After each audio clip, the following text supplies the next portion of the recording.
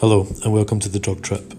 This channel is here to feed the curiosity of those who would like to gain an insight to the effects of various drugs and substances through user experiences and stories, with our main goal being to entertain and reduce harm and abuse. We post regular trip reports every few days, so if you do enjoy these, we would really appreciate it if you subscribed. And more importantly, we love to hear our viewers' thoughts, opinions and experiences, so please leave something for us in the comment section and we may use it in a future video. Enjoy and be safe.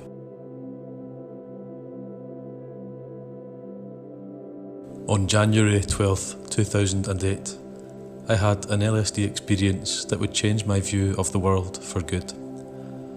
More than just feelings of pleasure and pain, it had the sheer force of intensity to it and my complete surrendering to whatever came along, my only desire being to see things for what they truly were. Now this was around my 20th trip on acid, and I had been taking it regularly, once or twice a month for around a year.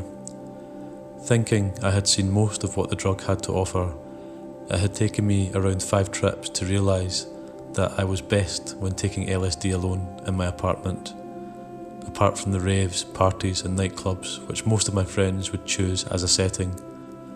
Over the course of all this acid experimentation, I acquired a clear sense of direction and purpose in life, readjusting myself dramatically to the things I thought were in fact worth fighting for. I quit a 4-year addiction to Klonopin, lost complete interest in alcohol, marijuana and tobacco, found my soul dwelling in the arts as I rediscovered painting and classical music. Actually, I quit my language course in the university to try a major in piano, realising that I had spent my teenage years too fearfully to affirm my artistic identity, and that the track I had been leading would surely lead me to an undeniable frustration. My hermitage also grew considerably, and social interaction became an even greater task, as I subsequently found myself on another plane of thought and interest. I could no longer go out with my friends to just hang out, neither submit myself to any passiveness towards daily life. I felt like there was a bubbling, active volcano erupting inside of me, pleading for artistic productivity and disciplined dedication to musical studies, and that there was no time to lose, no time to be spent fooling around. I must also point out that 3 months after my first hit, I developed intense tracers, light and noise sensibility, a wavery vision in which nothing stands still for too long, and some phases of stomach-clenching anxiety. Symptoms I later related to what to be called HPPD. There was something else I can only call enhanced thinking, as my imagination and creative powers sparkled to an unprecedented level of output, causing me to put a lot of faith into my artistic development as a whole. Interestingly enough, as these HPPD symptoms skyrocketed, my interest in LSD only grew stronger. In January 2008, I acquired 8 hits of a blotter I had not yet tried. At around 10:30 on a sunshine Saturday morning, alone in my 14th floor apartment, around 50 metres from the Brazilian coastline, I took one of these hits. And within 50 minutes, I realised that something very different was at play, as reality began a slow and unstoppable path towards disintegration. The trip came 4 to 5 times stronger than I had ever tripped before, and the well-known apartment which I had been living in for the past 3 years morphed into uncharted and unexplored territory. Something inexplicable happens to me when I take acid, that my piano and painting techniques burst ridiculously with expression, something I could never really match while being sober. And for that reason, it tends to have a frustrating outcome. But I never give up trying. Having the drug showed me what I am capable of. And on this particular trip, there was very little playing, no painting at all.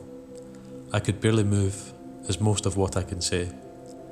With 6 to 7 thoughts in my head all at once, there was very little room for action or decision making.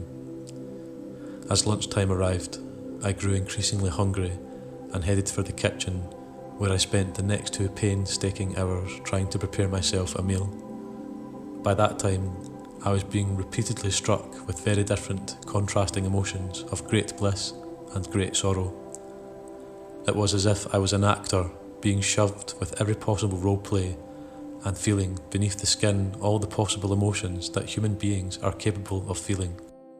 As the effects continued gaining in strength, I realised I would glimpse both heaven and hell, and the kitchen I was in was no longer a kitchen, but a swamp, with broad leaf petals and a misty fog-type atmosphere.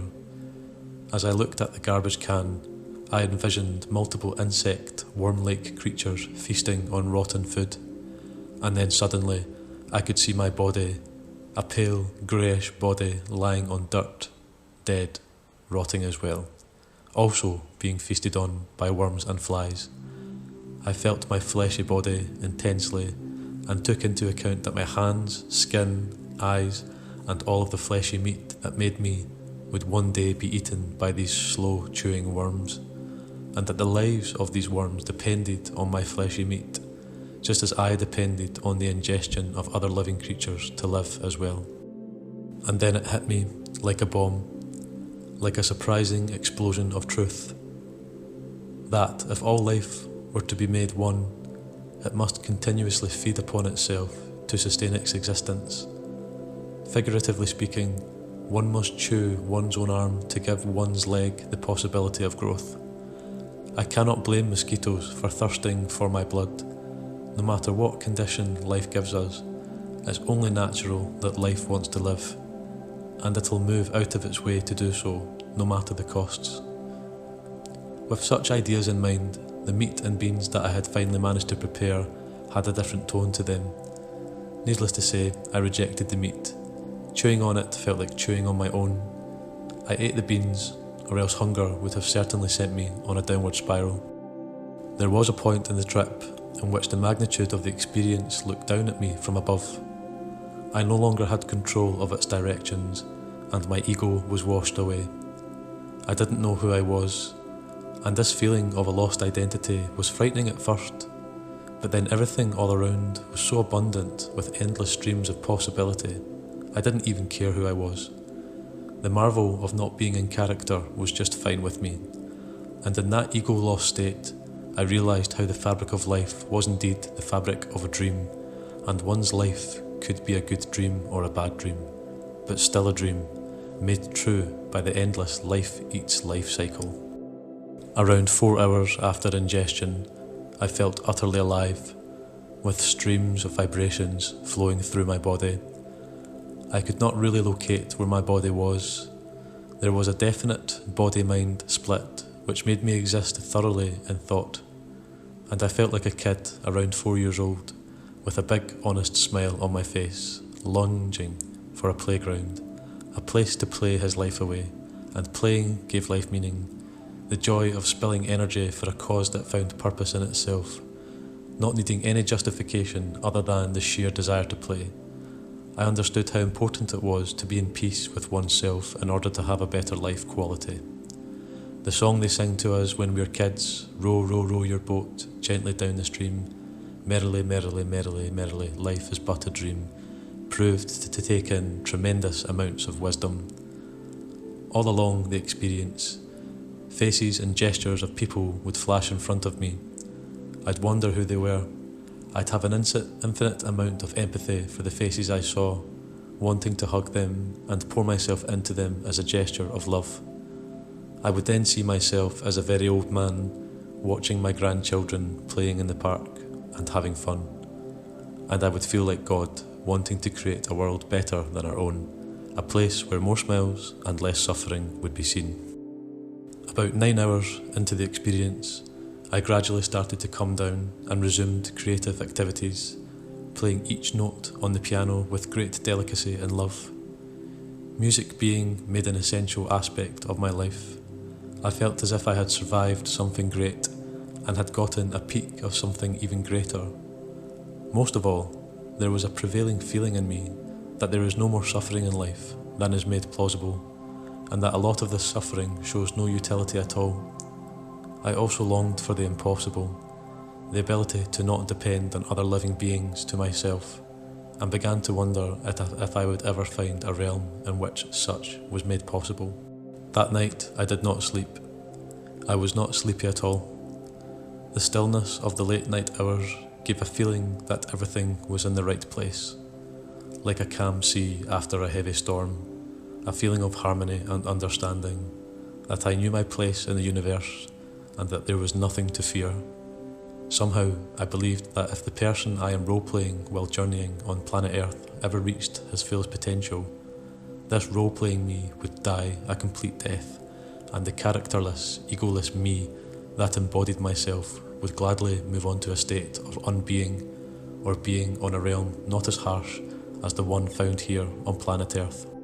Maybe life on Earth is an acid trip in itself, with good trips and bad trips, pleasure and pain, and a lot to teach us about who we are and what we're after.